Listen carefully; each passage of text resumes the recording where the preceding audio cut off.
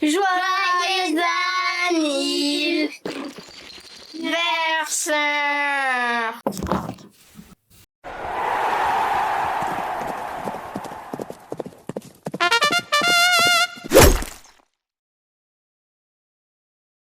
Le 29 mai 1985, lors de l'avant-match d'une finale de Coupe d'Europe de football opposant la Juventus Turin à Liverpool, des hooligans anglais envahissent la tribune voisine occupée en partie par des supporters italiens. La bousculade et les affrontements qui suivent font un bilan atroce. 39 morts et près de 500 blessés, ce qui n'empêche pas le match de se tenir quelques dizaines de minutes plus tard. Le drame du Heysel apparaît avec le recul comme le point culminant de la brutalité des hooligans au cours des dernières décennies. Une brutalité qui se manifeste néanmoins régulièrement depuis.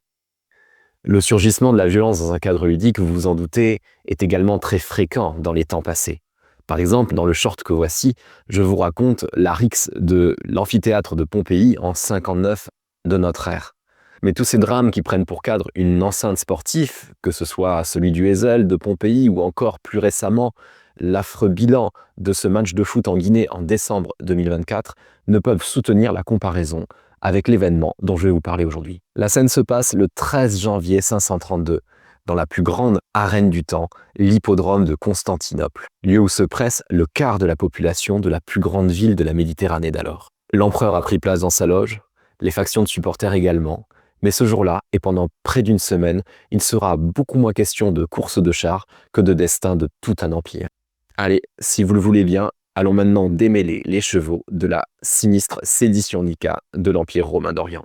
Se plonger dans le premier tiers du VIe siècle, c'est aborder une période qui n'est plus l'Antiquité, mais qui s'en éloigne encore peu. L'Empire romain d'Occident n'est plus, depuis une soixantaine d'années, tandis que son pendant oriental, qu'on n'appelle pas encore Empire byzantin, se maintient plutôt solidement, avec des assises qui ne sont pas encore grecques, mais latines, et une ambition des empereurs de reconquérir ce qui a été perdu à l'ouest, qui fait défaut au siècle suivant. L'empereur au pouvoir en 532 en est la parfaite illustration. Justinien est un homme de culture latine qui ambitionne de revenir à l'universalité impériale en regagnant les provinces perdues de l'Ouest. En 532, Justinien n'est pas encore ce monarque auréolé de gloire que l'histoire a retenu. Bien que quinquagénaire, il n'est au poste d'empereur que depuis 5 ans. Et dans la capitale, Constantinople, où il gouverne, les tensions sont vives.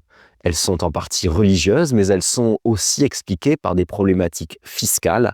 L'Empire est en guerre contre les Perses sassanides, et ces guerres coûtent cher et sont donc financées par des levées d'impôts nécessairement très impopulaires.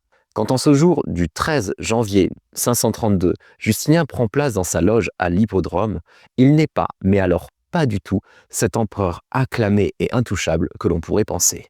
Qu'importe toutefois, qui dirige l'Empire romain d'Orient ne peut pas s'esquiver des manifestations de l'hippodrome. C'est tout simplement inconcevable. Ce lieu est central dans la vie politique et publique de la capitale Constantinople. Regardez cette reconstitution de Constantinople. On ne voit que lui, ce massif hippodrome qui peut accueillir, dit-on, un quart de la ville, peut-être plus de 100 000 personnes. D'ailleurs, le palais royal tout proche s'y connecte directement. La Rome païenne avait son Colisée, la Constantinople chrétienne a son hippodrome. On y vient pour les courses de chars, des manifestations qui se déroulent sur plusieurs jours, une dizaine de fois par an. Objectif pour les quadriges, couvrir le plus rapidement possible 7 tours autour de la spina, l'aiguille centrale de l'hippodrome, qui est d'ailleurs le seul élément de vestige de cette immense infrastructure que l'on peut encore observer à Istanbul aujourd'hui. Mais si l'on vient à l'hippodrome pour les courses, que l'on y parie, que l'on se retrouve en famille ou entre amis, on est aussi là pour assister à un spectacle permanent qui se déroule dans les tribunes évidemment, mais également sur la piste, avec entre les courses des acrobates, des jongleurs et des artistes qui divertissent le public.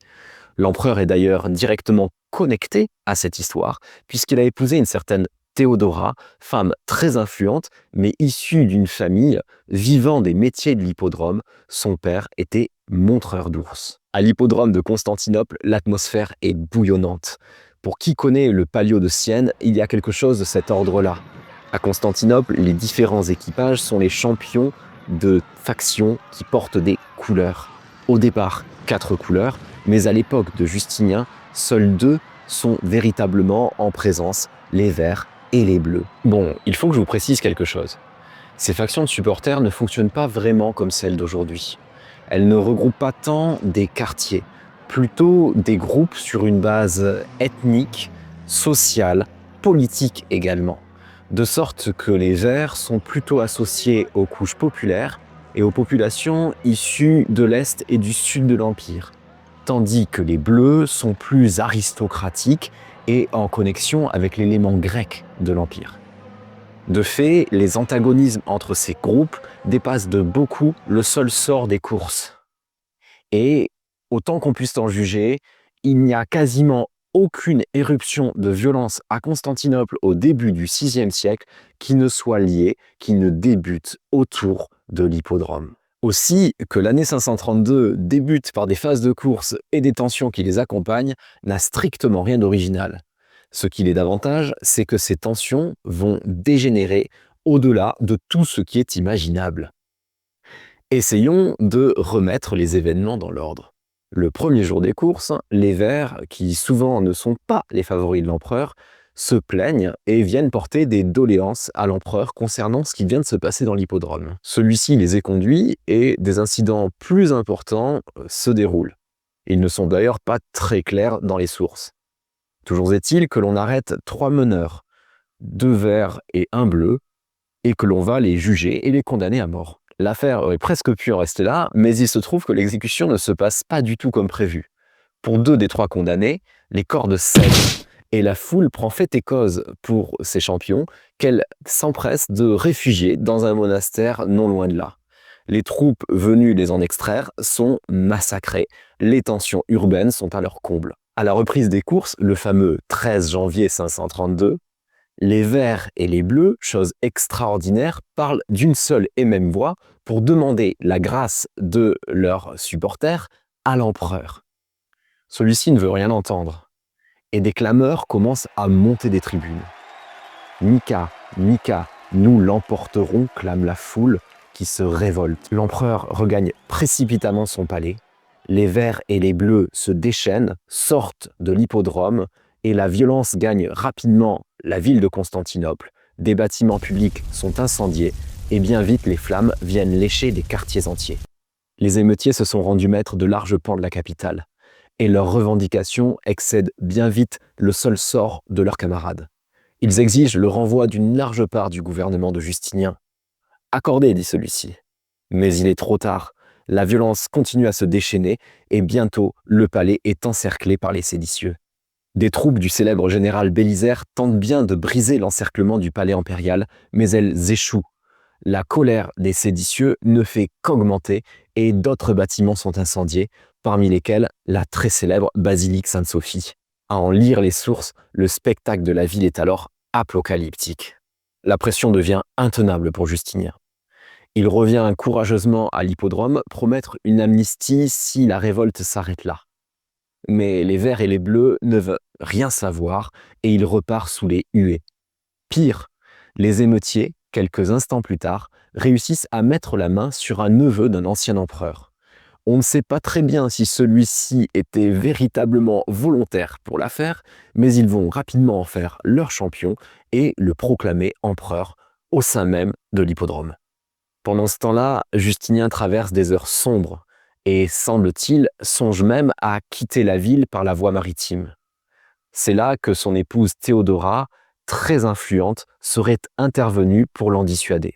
Notre source sur le sujet, Procope de Césarée, qui n'est pas un témoin des événements, prête à Théodora des mots pour l'histoire. Elle dit en effet à Justinien que la pourpre ferait un magnifique linceul, l'incitant ainsi à rester et à lutter, quitte à perdre la vie. Et bien lui en prend.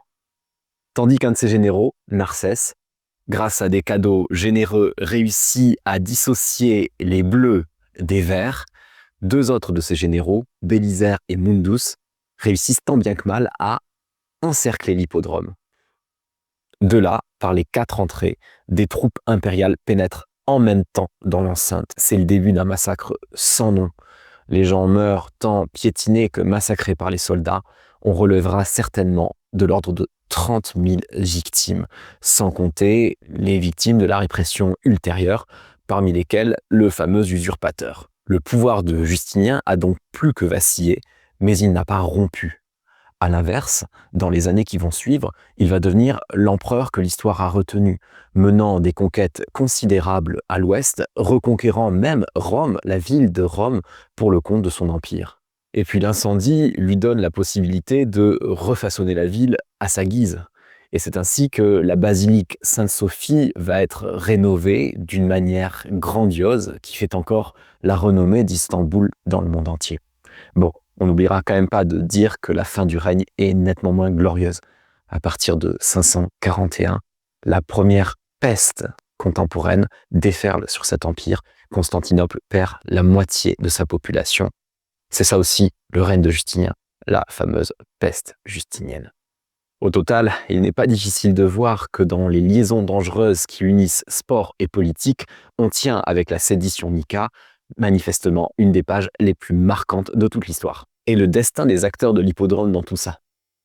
Eh bien, malgré la violence qui s'est déchaînée ce jour-là, l'hippodrome va rester le centre de la vie publique à Constantinople pendant encore des siècles. Toutefois, l'influence des Verts et des Bleus a nettement diminué et leur violence politique également. Finalement, lors d'une autre grande scène de violence, l'hippodrome est abîmé. Nous sommes en 1204 lors du détournement de la 4e croisade. Une partie des trésors de ce bâtiment sont d'ailleurs pillés par les croisés. Les Byzantins reprendront le contrôle de cet hippodrome, mais jamais véritablement ne le remettront sur pied, de sorte qu'il finira par être abandonné et démantelé. Voilà, c'était l'histoire de la tragique sédition Nika, la page qui n'est pas la plus glorieuse d'un règne pourtant révéré, celui de Justinien Ier. Si cette histoire vous a plu et si vous appréciez mon travail et cette chaîne, n'hésitez pas à manifester un signe d'approbation, un pouce, un partage, un abonnement, que sais-je encore. Je vous remercie et je vous dis à très bientôt.